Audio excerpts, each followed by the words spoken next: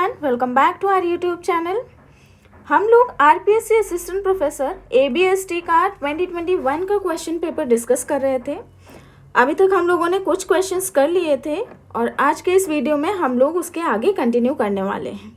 तो चलिए स्टार्ट करते हैं। क्वेश्चन है, given paid up value of an equity share ₹50, normal rate of return 8%, expected future dividend rate 4%. What is the value of an equity share under the yield method?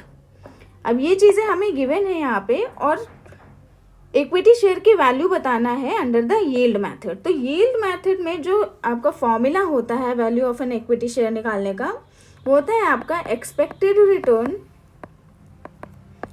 Upon normal return into paid up value of equity share. ठीक, ये होता है आपका formula. तो यहाँ पे expected return कितना दिया गया है? एक्सपेक्टेड है 4%। ठीक, ये है 4%, नॉर्मल है 8% और पेड अप वैल्यू है ₹50। तो बस इसको हमें सॉल्व कर लेना है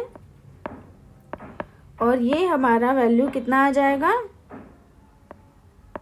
ये आ जाएगा ₹25। तो करेक्ट आंसर थर्ड होगा। नेक्स्ट क्वेश्चन देखते हैं। Which of the following statement is false regarding internal reconstruction of company? Internal reconstruction of company के बारे में इसमें से क्या स्टेटमेंट जो है वो गलत है? फर्स्ट स्टेटमेंट है, under internal reconstruction the existing company remains as it is, only capital structure is changed. यानी इंटरनल रिकंस्ट्रक्शन में जो आपकी एग्जिस्टिंग कंपनी है वो वैसी ही रहेगी, वही नाम रहेगा, सिर्फ कैपिटल स्ट्रक्चर बदलता है। तो ये स्टेटमेंट सही है। सेकेंड स्टेटमेंट है, after internal reconstruction company may come out of the loss position and enter the position of earning profits. ये स्टेटमेंट कह रहा है कि इंटरनल रिकंस्ट्रक्शन के बाद हो सकता है कि कंपनी पहले लॉस पोजीशन में थी और रिकंस्ट्रक्शन की वजह से वो प्रॉफिट की पोजीशन में आ गई है। तो ये भी हो सकता है, ये स्टेटमेंट भी आपका सही है। Accounting standard 14 is applicable for internal reconstruction of company. AS 14 internal reconstruction के लिए एप्लीकेबल होता है। A company must pass a special resolution for reduction of capital under internal reconstruction. तो अगर इंटरनल रिकंस्ट्रक्शन कराना है तो कंपनी को एक स्पेशल रिजोल्यूशन पास करना होता है अगर कैपिटल को रिड्यूस करना है। तो ये स्टेटमेंट भी सही है। तो ये जो आपका थर्ड स्टेटमेंट है AS 14, ये इंटरनल रिकंस्ट्रक्शन में एप्लीकेबल नहीं होता है, ये अमलगमेशन में एप्लीकेबल होता है। तो इसलिए आपका करेक्ट आंसर भी थर्ड होगा। नेक्स्ट क्वेश्चन है, at the time of amalgamation purchase consideration does not include. Amalgamation के टाइम में परचेज कंसिडरेशन में क्या इंक्लूड नहीं होगा? तो पहला क्या है, the sum which the transferee company directly paid to the creditors of the transferor company. यानी ट्रांसफरी कंपनी ने कुछ अमाउंट जो ट्रांसफरर कंपनी थे उसके क्रेडिटर्स को डायरेक्टली पे कर दिया है। सेकेंड क्या है, payment made in form of assets by the transferee company to the share holders of the transferor company. Transferee company ने कुछ पेमेंट की है in the form of assets. ठीक है, एसेट्स दिए हैं पेमेंट के लिए, किसको? ट्रांसफरर कंपनी के शेयर होल्डर्स को। थर्ड क्या है, payment made by transferee company on the basis of ratio of intrinsic value of share of transferee and transferor company. Transferee company ने जो पेमेंट किया है वो रेशियो के बेसिस पे किया है, इंट्रिंसिक वैल्यू के रेशियो के बेसिस पे, यानी कि जो इनका ट्रांसफरी और ट्रांसफरर कंपनी के इंट्रिंसिक वैल्यू का रेशियो था उसके बेसिस पे पेमेंट किया गया है। फोर्थ है, preference share issued by the transferee company to the preference share holders of the transferor company. Transferee company ने कुछ प्रेफरेंस शेयर्स इशूड किए हैं ट्रांसफरर कंपनी के प्रेफरेंस शेयर होल्डर्स को। तो जो परचेज कंसिडरेशन है उसमें आपका ये तीनों कंसीडर किया जाता है, लेकिन ये जो डायरेक्टली पेमेंट हो रहा है क्रेडिटर्स को ये नहीं इंक्लूड होता है। तो करेक्ट आंसर आपका फर्स्ट होगा।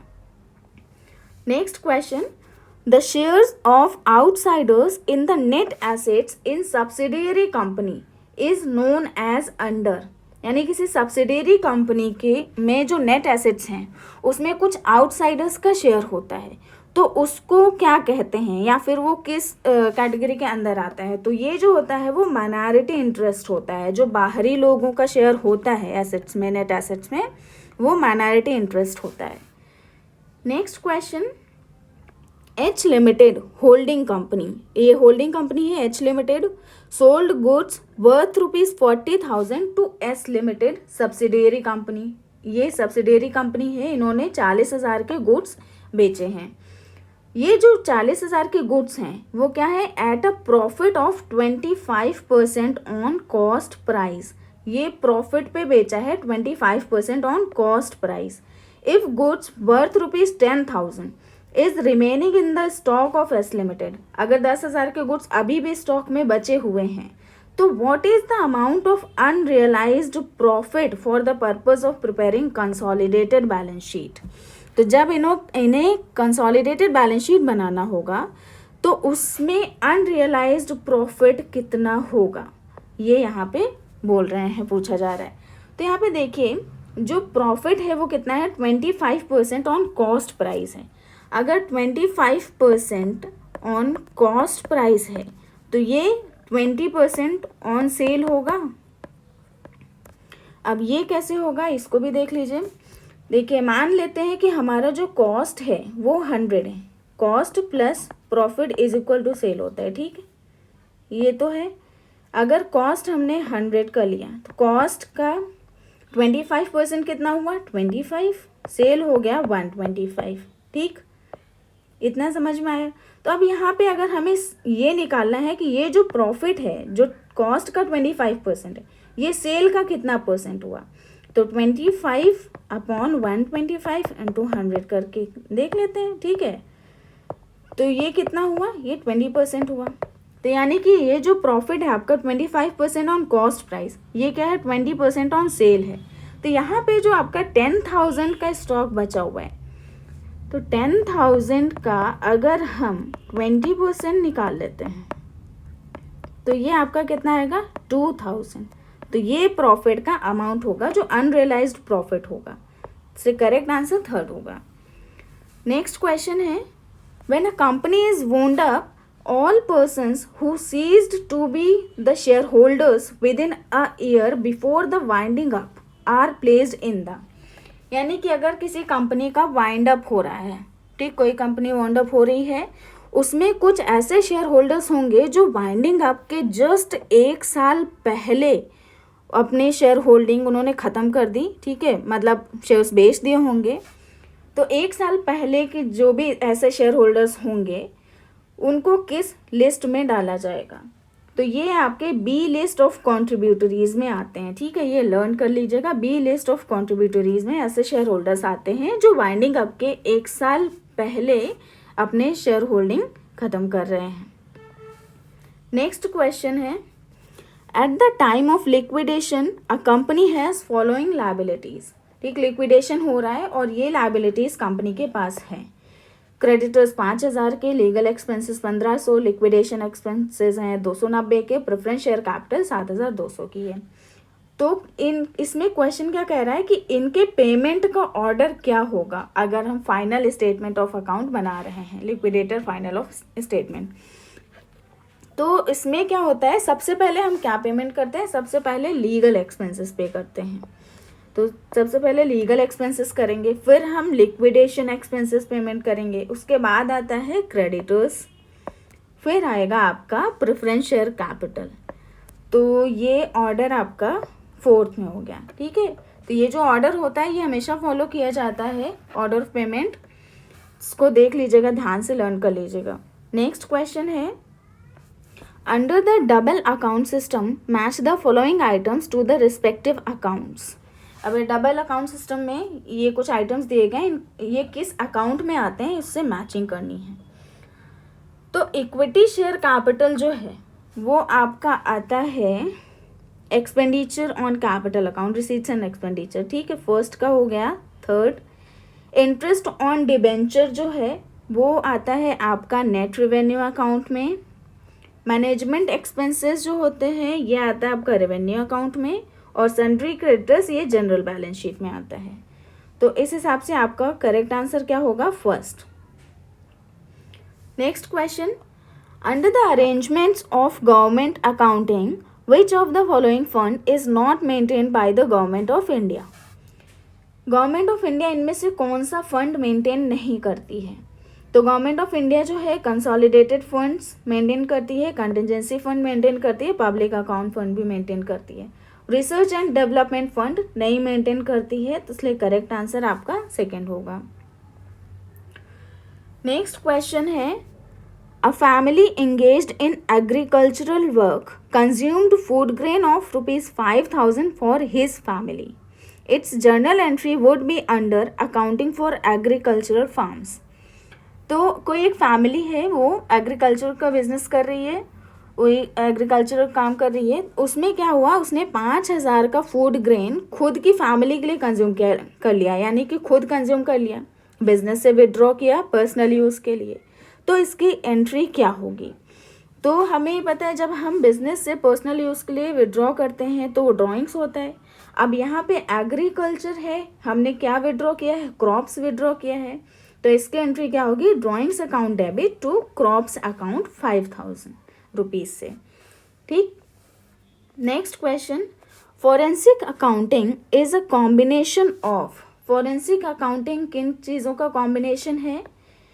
तो फॉरेंसिक में अकाउंटिंग होगा, ऑडिटिंग होगा और इन्वेस्टिगेशन होगा। ठीक है, तो ये तीनों चीज़ें का कॉम्बिनेशन होता है फॉरेंसिक अकाउंटिंग। नेक्स्ट क्वेश्चन है, social accounting can be defined as.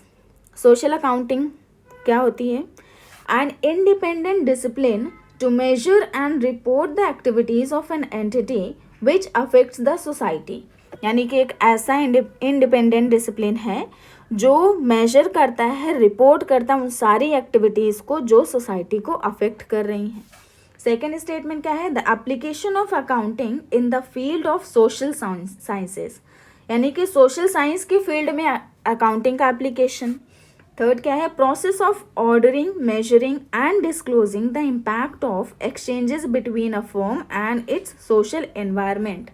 यानी कि किसी फर्म के जितने भी एक्सचेंजेस होते हैं, जितने भी ट्रांजैक्शंस होते हैं, वो फर्म और सोशल एनवायरनमेंट के बीच उनको मेजर करना, उनको डिस्क्लोज करना।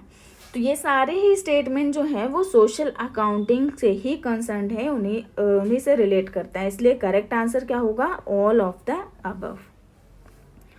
नेक्स्ट क्वेश्चन है, MFIs provide vital financial services to the economically deprived members of the society. Here MFIs stand for. MFIs क्या करते हैं, ये जितने भी इकोनॉमिकली वीकर सेक्शंस हैं, वीकर मेंबर्स होते हैं सोसाइटी के, उनको फाइनेंशियल सर्विसेज प्रोवाइड करते हैं। तो यहाँ पे MFIs का मीनिंग क्या है, फुल फॉर्म क्या है।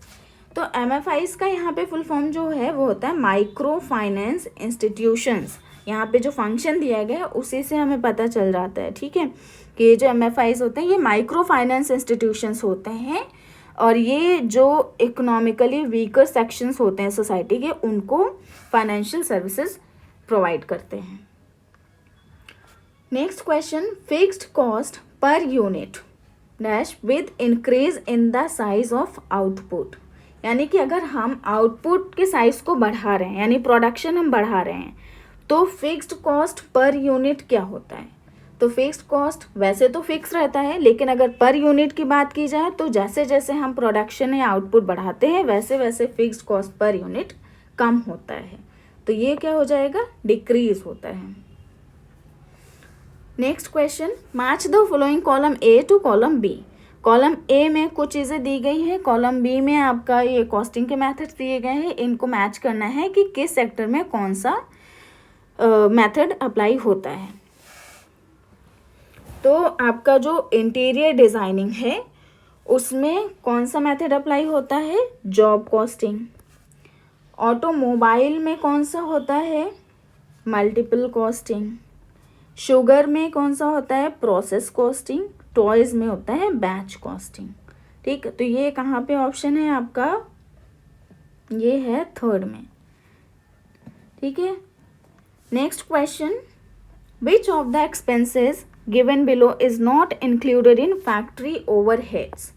इनमें से कौन से एक्सपेंस जो है वो फैक्ट्री ओवरहेड्स में नहीं इंक्लूड किए जाते हैं। Store keeping expenses, drawing office expenses, carriage outward, haulage expenses. तो इसमें सभी किए जाते हैं, सिर्फ ये जो कैरेज आउटवर्ड है ये नहीं किया जाता है। तो जो कैरेज इनवर्ड या कैरेज आउटवर्ड होता है वो कौन सा एक्सपेंस होता है आपका, ये प्राइम कॉस्ट में ऐड किया जाता है, फैक्ट्री ओवरहेड्स में नहीं आता है। नेक्स्ट क्वेश्चन है, a cost incurred in the past that can not be changed by any future action is called. यानी कि ऐसी कॉस्ट जो पहले पास्ट में इनकर की जा चुकी है और अब हम फ्यूचर में उसको किसी भी तरीके से बदल नहीं सकते हैं, कुछ भी कर लें उसमें कुछ चेंज नहीं किया जा सकता, तो ऐसी कॉस्ट को हम संक कॉस्ट कहते हैं। ठीक है, जो हो गई तो हो गई, अब हम उसमें कुछ नहीं कर सकते। नेक्स्ट क्वेश्चन है, following information are available for the ABC hotel for the month of April. April month के कुछ इन्फॉर्मेशन अवेलेबल है ABC होटल की।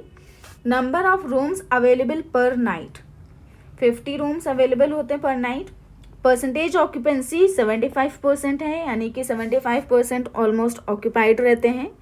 और रूम सर्विसिंग कॉस्ट एनकर्ड 10,125, ये रूम सर्विसिंग कॉस्ट हुई है इस मंथ की, अप्रैल की।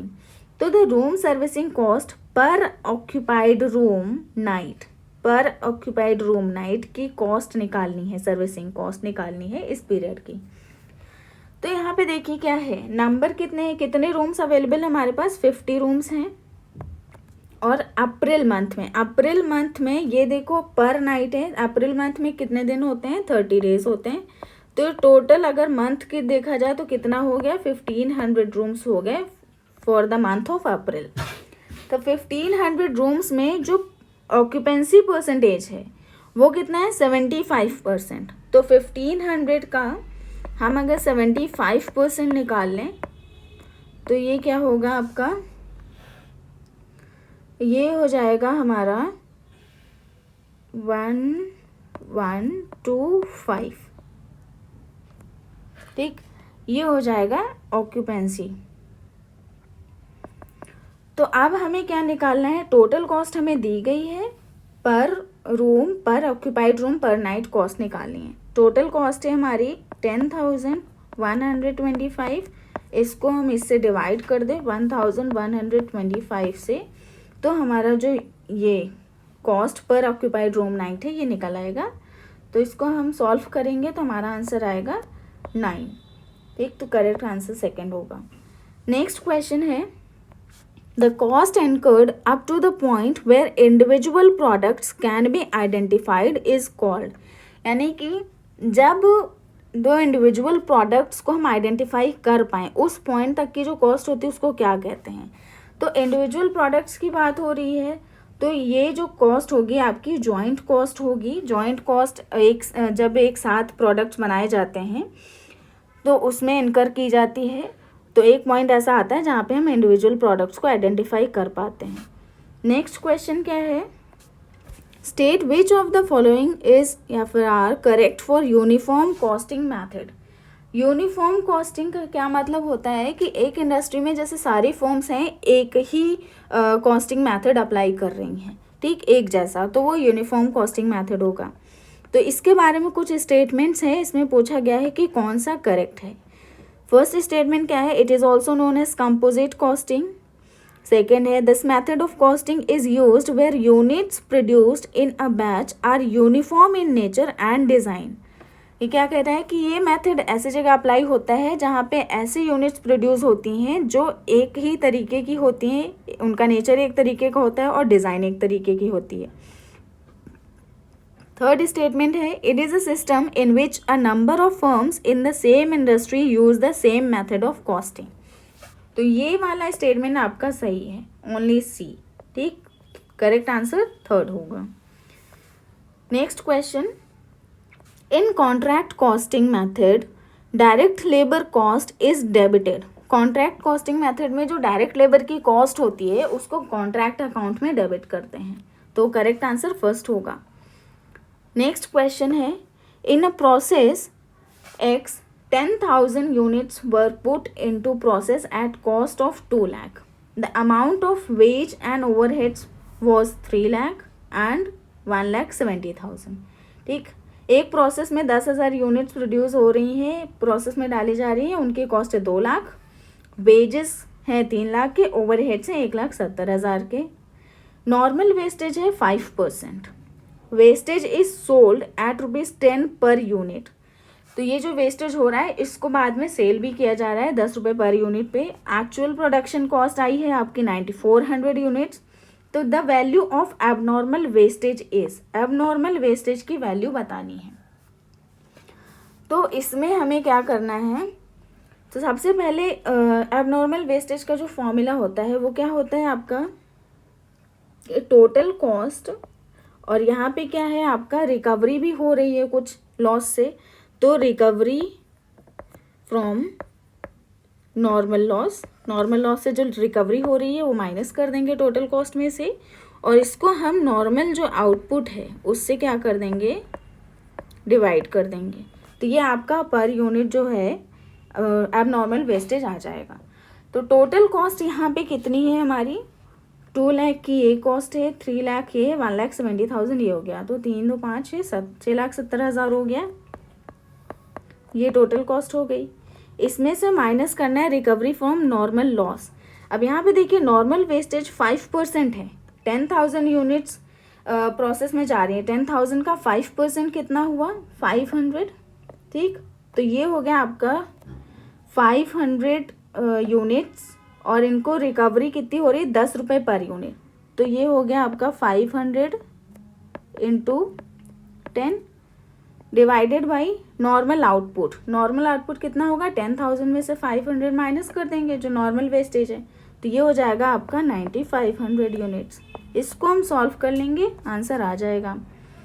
तो ये हुआ आपका 6,65,000 डिवाइडेड बाई 9,500. इसको सॉल्व करेंगे आएगा आपका 70 रुपीज़ पर यूनिट. ठीक, अब इसी क्वेश्चन में अगर आपको जो आंसर है ये यूनिट में नहीं वैल्यूज़ में होता, अमाउंट में पूछा जाता, तो अब यहाँ पे क्या होता है, ये 70 रुपीज़ पर यूनिट आपका आया. ठीक है, एबनॉर्मल वेस्टेज. लेकिन एबनॉर्मल जितने वेस्टेज हुई हैं, यूनिट्स कितनी हुई हैं, नॉर्मल वेस्टेज था आपका 500. ठीक, यानी 9,500 जो आउटपुट था आपका नॉर्मल आउटपुट, लेकिन हुआ क्या था 9,400 एक्चुअल हुआ था. तो जो आपका एबनॉर्मल लॉस हुआ है वो कितना हुआ है, 100 यूनिट्स का हुआ है. तो आप यहाँ पे 70 रुपीज़ 100 से मल्टीप्लाई कर देते तो ये आपका 7,000 आंसर आता अगर अमाउंट में पूछा जाता है एबनॉर्मल वेस्टेज. यहाँ पे यूनिट्स में पूछा गया है तो इसलिए यहाँ पे इतना ही हम सॉल्व करेंगे. नेक्स्ट क्वेश्चन है, inter process profit arises when output of one process is transferred from one process to another at which price. यानी कि अगर प्रोसेस कॉस्टिंग में जो इंटर प्रोसेस प्रॉफिट होता है वो कब अराइज होता है, एक प्रोसेस से जब हम आउटपुट को ट्रांसफ़र करते हैं दूसरे प्रोसेस में, तो किस प्राइस पे हम ट्रांसफ़र करें तो प्रॉफिट अराइज होगा, तो वो होगा आपका मार्केट प्राइस. मार्केट प्राइस पे अगर एक प्रोसेस से दूसरे प्रोसेस में जाएगा आउटपुट तो एंटर प्रोसेस प्रॉफिट होगा. नेक्स्ट क्वेश्चन है, secondary packing expenses are the part of. Secondary packing expenses किस ओवरहेड का पार्ट होते हैं, तो जो सेकेंडरी पैकिंग होता है वो आपका डिस्ट्रीब्यूशन ओवरहेड का पार्ट होता है. जैसे टूथपेस्ट है वो पहली पैकिंग, उस प्राइमरी पैकिंग कौन सी होती है, जो उसका टूथपेस्ट का ट्यूब होता है. जो सेकेंडरी पैकिंग होती है वो उसका जो पैक होता है. तो ये जो पैक होता है वो डिस्ट्रीब्यूशन ओवरहेड्स में आता है आपका secondary packing expenses. Next question क्या है, विच of the following activities may be involve in administrative expenses. इनमें से कौन सी एक्टिविटीज़ हैं जो एडमिनिस्ट्रेटिव एक्सपेंसेस में इन्वॉल्व होती हैं. Salary of board of directors and secretarial staff, allowance of public relation officer, fees of statutory auditors. ये तीनों ही हैं आपके ये एडमिनिस्ट्रेटिव एक्सपेंसेस में आते हैं, तो इसलिए answer all of the above. Next question, which of the following statement is not true for non integral system. Non integral system में क्या होता है, ये अकाउंटिंग का सिस्टम है जिसमें क्या होता है, कॉस्ट अकाउंट्स और फाइनेंशियल अकाउंट्स दोनों अलग अलग मेंटेन किए जाते हैं। तो इस सिस्टम के बारे में इसमें से कौन सा स्टेटमेंट जो है वो सही नहीं है, यानी कि गलत है, ठीक है। फर्स्ट स्टेटमेंट क्या है, separate ledgers are maintained for cost and financial accounts, it is based on double entry system, cost accounts are concerned with personal accounts. Under this system one main ledger, cost ledger and various subsidiary ledger are maintained. तो यहाँ पे जो third वाला option है आपका कि cost account personal accounts से concerned होते हैं, ये स्टेटमेंट गलत है, बाकी सारे सही हैं। Next question, in which accounting system whereby cost and financial accounts are kept in the same set of books, यानी कौन से अकाउंटिंग सिस्टम में जो आपका कॉस्ट और फाइनेंशियल अकाउंट्स होता है ये सेम सेट ऑफ बुक्स में मेंटेन किए जाते हैं। जस्ट ऊपर वाले का ऑपोजिट क्वेश्चन है, तो ये आंसर आपका इंटीग्रेटेड होगा। पहले वाले क्वेश्चन में क्या था, ये नॉन इंटीग्रल सिस्टम था जिसमें अलग अलग अकाउंट्स मेंटेन किए जाते हैं कॉस्ट एंड फाइनेंशियल के, और इंटीग्रेटेड अकाउंटिंग सिस्टम में सेम सेट ऑफ बुक्स में दोनों अकाउंट्स मेंटेन किए जाते हैं। नेक्स्ट क्वेश्चन क्या है, stores ledger control account debit to cash account, ये एक एंट्री दी गई है। State under integrated accounting system what is the above journal entry is showing, यानी इस एंट्री का मतलब क्या है ये बताना है। तो stores ledger control account debit to cash account, यानी कि कुछ स्टोर का सामान परचेज किया गया है ऑन कैश बेसिस, ठीक है। तो material purchase for stock on credit, नहीं ये गलत है, material purchase for stock on cash, ये आपका करेक्ट आंसर होगा। यहाँ स्पेसिफिक जॉब भी नहीं होगा, क्रेडिटर्स भी नहीं है, ठीक है। आपको यानी स्टॉक का मटेरियल परचेज किया गया है ऑन कैश बेसिस, इस चीज़ की एंट्री है। नेक्स्ट क्वेश्चन क्या है, विच of the following is incorrect equation of contribution. Contribution के लिए कौन सी इसमें इक्वेशन है वो गलत है। तो कंट्रीब्यूशन कैलकुलेट करने के कई फॉर्मूले होते हैं, उसी में से आपको ये क्वेश्चन पूछा गया है। जैसे सेल्स माइनस वेरिएबल कॉस्ट करेंगे कंट्रीब्यूशन आएगा, फिक्स्ड कॉस्ट प्लस प्रॉफिट करेंगे कंट्रीब्यूशन आएगा, सेल्स माइनस मार्जिनल कॉस्ट करेंगे तो भी कंट्रीब्यूशन ही आएगा, वेरिएबल कॉस्ट और मार्जिनल कॉस्ट एक ही होता है। सेल्स माइनस फिक्स्ड कॉस्ट ये गलत है कंट्रीब्यूशन के लिए, कंट्रीब्यूशन इससे नहीं निकलता है, ठीक है। नेक्स्ट क्वेश्चन क्या है, a company produced 700 units of a product and incurred the following cost. 700 units किसी प्रोडक्ट के प्रोड्यूस कर रही है और उसमें ये सारी आपके कॉस्ट इनकर हो रही है। Direct material 15,000, direct wage 20,000, overheads 50,000 के हैं, इसमें 20% फिक्स्ड है, ठीक है। 20% फिक्स है यानी कि 10,000, तो बाकी बचा कितना 40,000 आपका क्या है, ये वेरिएबल है। If the sale value of 700 units was 1,20,000, ये सेल वैल्यू अगर इतनी थी तो कंट्रीब्यूशन मार्जिन कितना है, यानी कंट्रीब्यूशन परसेंटेज क्या है। तो यहाँ पे हमें कंट्रीब्यूशन पहले निकालना होगा। कंट्रीब्यूशन निकालने के लिए क्या करते हैं, sales minus variable cost. Sales कितनी है 1,20,000, वेरिएबल कॉस्ट कितनी है 15 प्लस 20 प्लस 40 करेंगे, ये होगा 75,000, ये वेरिएबल कॉस्ट है, इसको माइनस कर देंगे, आपका कंट्रीब्यूशन आएगा 45,000, ठीक। ये कंट्रीब्यूशन आ गया। अब यहाँ पे हमें कंट्रीब्यूशन मार्जिन पूछा गया है, कंट्रीब्यूशन का परसेंटेज पूछा गया है, तो ये होगा आपका 45,000 अपॉन 1,20,000, जो सेल्स पे परसेंटेज निकालते हैं, इसको हम सॉल्व कर लेंगे तो आंसर आपका आ जाएगा 37.5%। करेक्ट आंसर 4th होगा, ठीक है। तो आज के वीडियो में इतने ही क्वेश्चंस करते हैं, बाकी के क्वेश्चंस हम लोग नेक्स्ट वीडियो में कंटिन्यू करेंगे। Till then bye bye and take care.